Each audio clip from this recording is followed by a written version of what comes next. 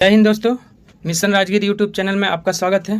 हम लोग बिहार दरोगा, बीपीएससी, बिहार एसएससी और रेलवे के लिए डेली 50 क्वेश्चन का सीरीज चला रहे हैं। आज सेट नंबर 7 है, तो चलिए हम लोग देखते हैं। क्वेश्चन नंबर 1, किसी राज्य में विधान परिषद का गठन एवं उसकी समाप्ति की जा सकती है, किसके द्वारा? तो संबंधित राज्य की विधानसभा द्वारा पूर्ण बहुमत से पारित प्रस्ताव एवं संसद से पारित विधि द्वारा। ऑप्शन बी हो जाएगा, ऑप्शन बी।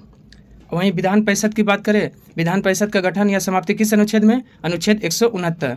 वर्तमान में भारत के कितने राज्य में विधान परिषद है? 6 राज्यों में है। यूपी, बिहार, महाराष्ट्र, कर्नाटक, आंध्र प्रदेश और तेलंगाना में है। वहीं पूछेगा कि विधान परिषद की समाप्ति करने वाला अंतिम राज्य कौन है? तो तमिलनाडु है। चलिए अगला क्वेश्चन देखते हैं। क्वेश्चन नंबर 2, निम्न में से किस राज्य में राज्यसभा की सीटें की संख्या समान नहीं है? तो किस में समान नहीं है? ऑप्शन ए, महाराष्ट्र में। महाराष्ट्र में राज्यसभा सीटों की संख्या कितनी है? 19 है। वहीं गुजरात, मध्य प्रदेश और आंध्र प्रदेश की बात करें तो तीनों में राज्यसभा सीट 11-11 है। वहीं उड़ीसा, राजस्थान में 10-10, असम, पंजाब, तेलंगाना में 7-7। वहीं पूछता है कि राज्यसभा में केंद्र शासित प्रदेश से कितना जो है सीट है? तो 8 है केंद्र शासित प्रदेश से। चलिए अगला क्वेश्चन देखते हैं। क्वेश्चन नंबर 3, संसदीय प्रणाली में लेम डक सत्र से क्या तात्पर्य है? संसदीय प्रणाली में लेम डक सत्र से क्या तात्पर्य है? ऑप्शन डी, नई लोकसभा गठन के पूर्व एवं वर्तमान लोकसभा के अंतिम सत्र को क्या कहते हैं? लेम डक कहते हैं। वहीं संसदीय प्रणाली जो है किस देश की देन है? तो ब्रिटेन। संसदीय प्रणाली किस देश से भारत ने लिया है? तो ब्रिटेन।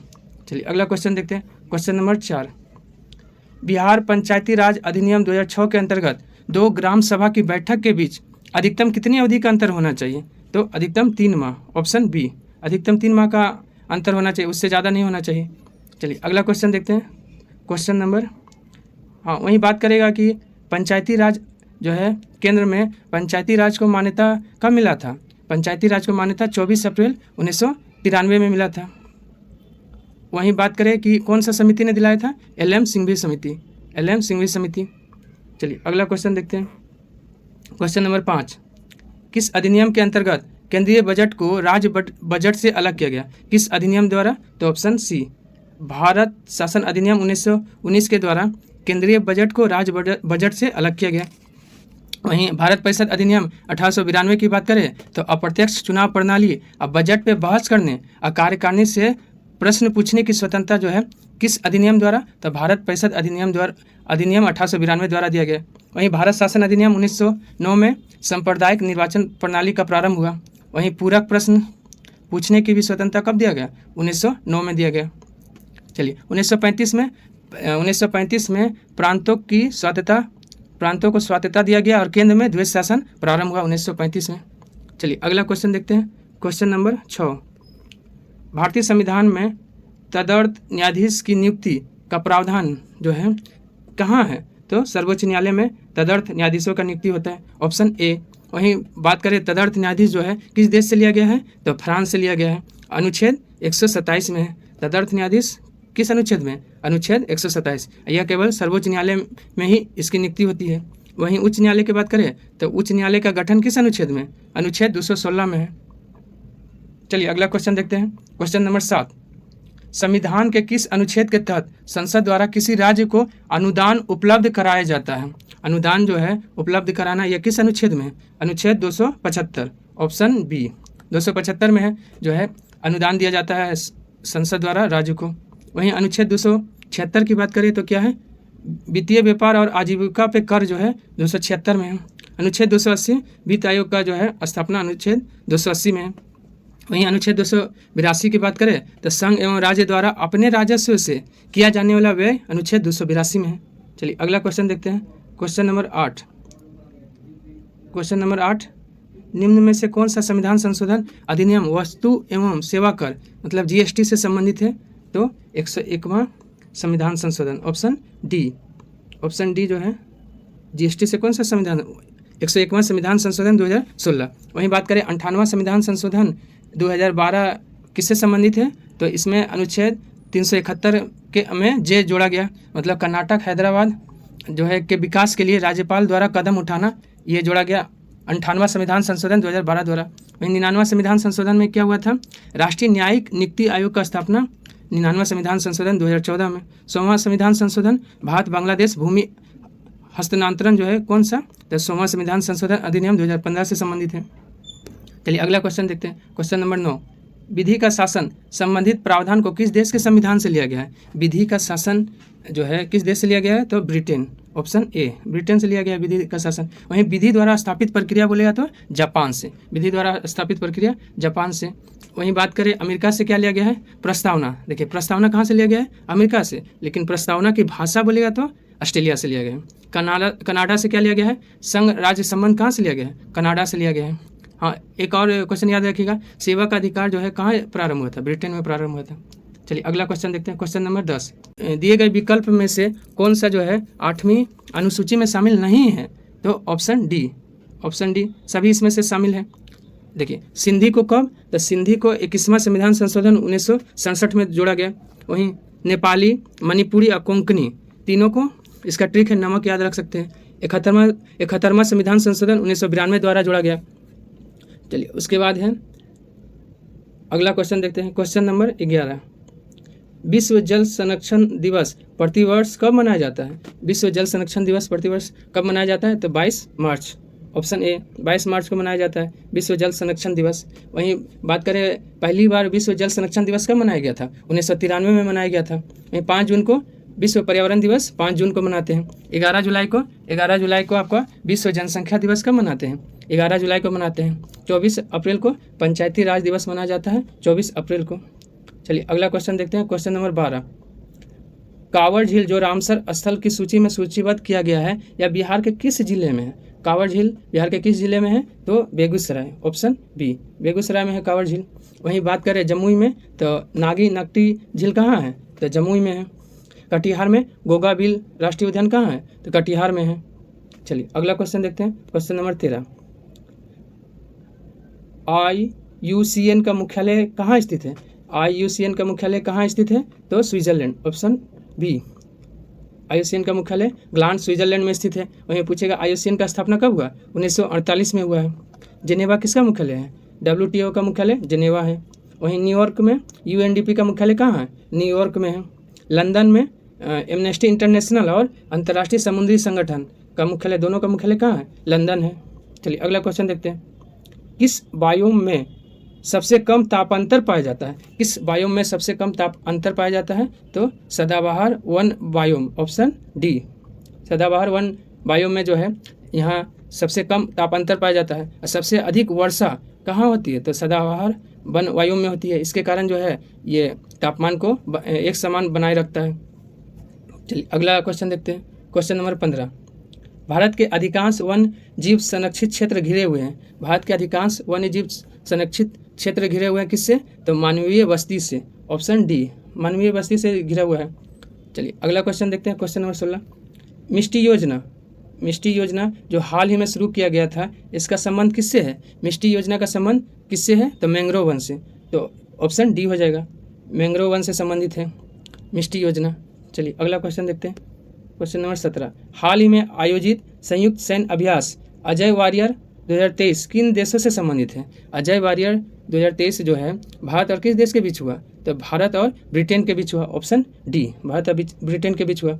वहीं बात करें भारत और अमेरिका के बीच कौन सा, देखिए अजय वारियर जो है भारत और ब्रिटेन के बीच ये कहाँ हुआ है, तो उत्तराखंड के चौबटिया में हुआ है। वहीं भारत और अमेरिका के बीच कौन सा युद्ध अभ्यास होता है, तो युद्ध अभ्यास वज्र प्रहार, ये सब जो है किसके बीच होता है, भारत और अमेरिका के बीच होता है, युद्ध अभ्यास और वज्र प्रहार। वहीं भारत और जापान के बीच कौन सा युद्ध अभ्यास, धर्म गार्जियन युद्ध अभ्यास भारत और जापान के बीच होता है। वहीं भारत और रूस के बीच इंदिरा युद्ध अभ्यास किसके बीच, भारत और रूस के बीच होता है। चलिए अगला क्वेश्चन देखते हैं, क्वेश्चन नंबर 18, किस राज्य ने भारत की पहली हरित ऊर्जा आधारित सौर पैनल बनाने की घोषणा किया है। कौन सा राज्य किया है, तो उत्तराखंड, ऑप्शन ए, उत्तराखंड ने घोषणा किया है पहली हरित ऊर्जा आधारित सौर पैनल बनाने की।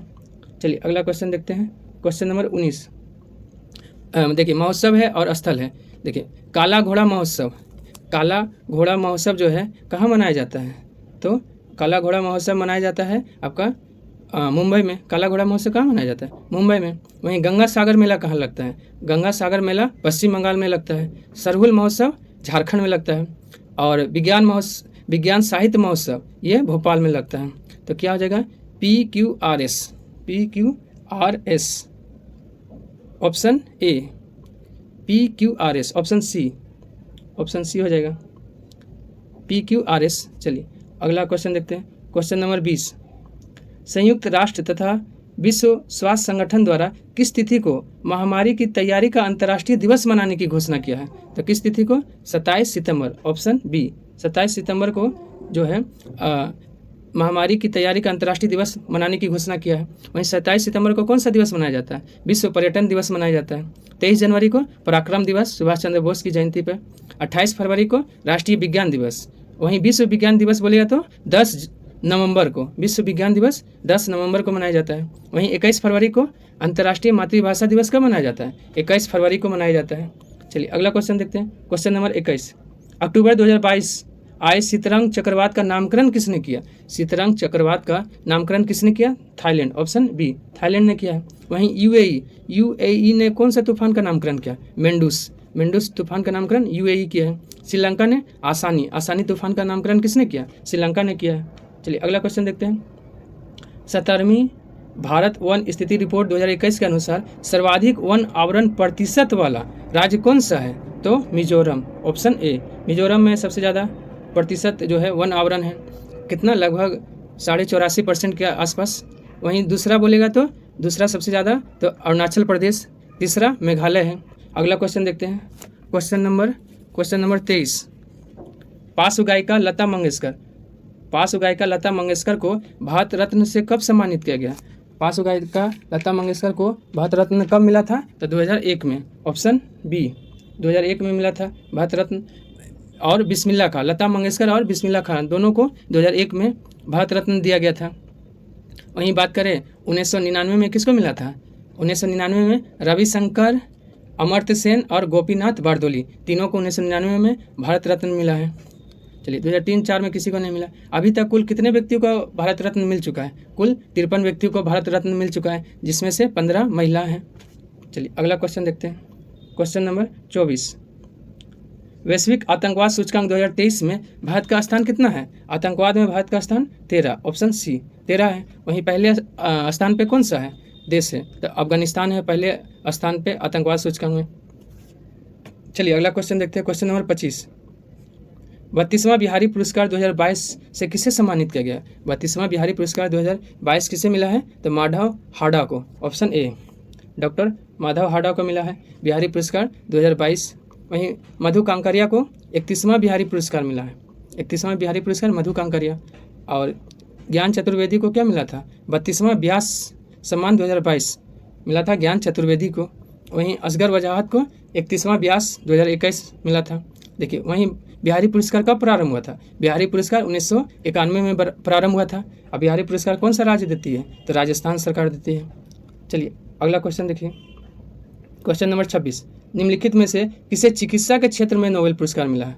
किसे चिकित्सा के क्षेत्र में नोबेल पुरस्कार 2022 दिया गया है? तो Svante Paavo, option A, Svante पावे को मिला था 2022 का चिकित्सा का नोबेल पुरस्कार। वहीं 2023 में चिकित्सा का नोबेल पुरस्कार किसे मिला है? तो कैटेलिन कारिको और डू विस्मैन दोनों को जो है 2023 का चिकित्सा के क्षेत्र में नोबेल पुरस्कार मिला है। चलिए अगला क्वेश्चन देखते हैं। क्वेश्चन नंबर 27, G7 शिखर सम्मेलन 2024 का आयोजन कहाँ किया गया है? G7 2024 का आयोजन कहाँ किया गया है? इटली में, ऑप्शन डी, इटली में किया गया है। वहीं G7 का स्थापना कब हुआ था? 1975 में हुआ है G7 का स्थापना। वहीं G15 का स्थापना कब हुआ? 1989 में G15 का स्थापना हुआ। वहीं G20 का स्थापना कब हुआ? 1999 में हुआ है G20 का स्थापना। वहीं G4 का स्थापना कब हुआ? 2005 में हुआ। चलिए अगला क्वेश्चन देखते हैं। क्वेश्चन नंबर 28, मार्च 2023 में अंतर्राष्ट्रीय योग महोत्सव का आयोजन कहाँ किया गया है? अंतर्राष्ट्रीय योग महोत्सव 2023 का आयोजन कहाँ किया गया है? ऋषिकेश, ऑप्शन सी, ऋषिकेश में किया गया है। चलिए अगला क्वेश्चन देखते हैं। क्वेश्चन नंबर 29, अर्जेंटीना ने किस देश को हराकर 22वां फीफा विश्व कप 2022 जीता है? तो फ्रांस, ऑप्शन डी। फ्रांस को हराकर अर्जेंटीना ने जो है 22वां फीफा विश्व कप 2022 जीत लिया है। वहीं फीफा विश्व कप 2022 कहाँ हुआ था? कतर में हुआ था। इसका शुभांकर क्या था? लाइव। इसका शुभांकर लाइव था। चलिए अगला क्वेश्चन देखते हैं। क्वेश्चन नंबर 30, प्रौद्योगिकी हस्तांतरण योजना का संबंध किस राज्य से है? तो केरल से। ऑप्शन ए, प्रौद्योगिकी हस्तांतरण योजना का संबंध केरल से है। चलिए अगला क्वेश्चन देखते हैं। क्वेश्चन नंबर 31, कन्या शिक्षा परिवेश उत्सव अभियान निम्नलिखित में से किसके द्वारा जारी किया गया है? तो किसके द्वारा? तो ऑप्शन डी आपको महिला और बाल विकास मंत्रालय, शिक्षा मंत्रालय और यूनिसेफ तीनों के सहयोग से जो है ये कन्या शिक्षा परिवेश उत्सव अभियान जो है शुरू किया गया है। चलिए अगला क्वेश्चन देखते हैं। क्वेश्चन नंबर 32, प्रसिद्ध पुस्तक विनिंग द इनर बैटल के लेखक कौन है? विनिंग द इनर बैटल के लेखक कौन है? तो Shane Watson, option C, Shane Watson है। वहीं बात करें जगजीत सिंह और शैलेंद्र मोहन दोनों ने मिलकर कौन सा पुस्तक लिखा है? इंडो पाक वार 1971। ये पुस्तक कौन लिखा है? जगजीत सिंह और शैलेंद्र मोहन। वहीं बात करें द लास्ट हीरो किसका है? पी साईनाथ का है। चलिए अगला क्वेश्चन देखते हैं। क्वेश्चन नंबर 33, राष्ट्रीय सतत तटीय प्रबंधन केंद्र की पहली बैठक कहाँ हुआ? राष्ट्रीय सतत तटीय प्रबंधन केंद्र की पहली बैठक कहाँ हुआ? नई दिल्ली, ऑप्शन डी, नई दिल्ली में हुआ है। चलिए अगला क्वेश्चन देखते हैं। क्वेश्चन नंबर 34, गणतंत्र दिवस परेड 2023 में कुल कितनी झांकियाँ प्रस्तुत की गई? कुल कितनी झांकियाँ? तो 23 झांकियाँ प्रस्तुत किया गया, जिसमें पहले स्थान पे कौन रहा? उत्तराखंड पहले स्थान पे रहा था। चलिए अगला क्वेश्चन देखते हैं। क्वेश्चन नंबर 35, निम्नलिखित में से किस मंत्रालय द्वारा काशी तमिल समागम का आयोजन किया गया? काशी तमिल समागम का आयोजन किसने किया है? तो शिक्षा मंत्रालय, ऑप्शन ए। अब भारत के शिक्षा मंत्री कौन है? तो धर्मेंद्र प्रधान है। चलिए अगला क्वेश्चन देखते हैं। क्वेश्चन नंबर 36, फुल ब्रूड रोग से मधुमक्खी की होने वाली मौतों को रोकने के लिए दुनिया की पहली वैक्सीन के इस्तेमाल को मंजूरी किस देश के द्वारा प्रदान किया गया? तो किस देश ने? तो अमेरिका ने प्रदान किया, ऑप्शन सी, अमेरिका ने प्रदान किया। वहीं मधुमक्खियों का भाषा पहचानने के लिए किसे नोबेल पुरस्कार 1973 में मिला था? तो केवी फ्रिक्स को मधुमक्खी का भाषा पहचानने के लिए 1973 में नोबेल पुरस्कार मिला है। चलिए अगला क्वेश्चन देखते हैं। क्वेश्चन नंबर 37, मई 2023 में किसे विश्व बैंक के अध्यक्ष के रूप में नियुक्त किया गया है?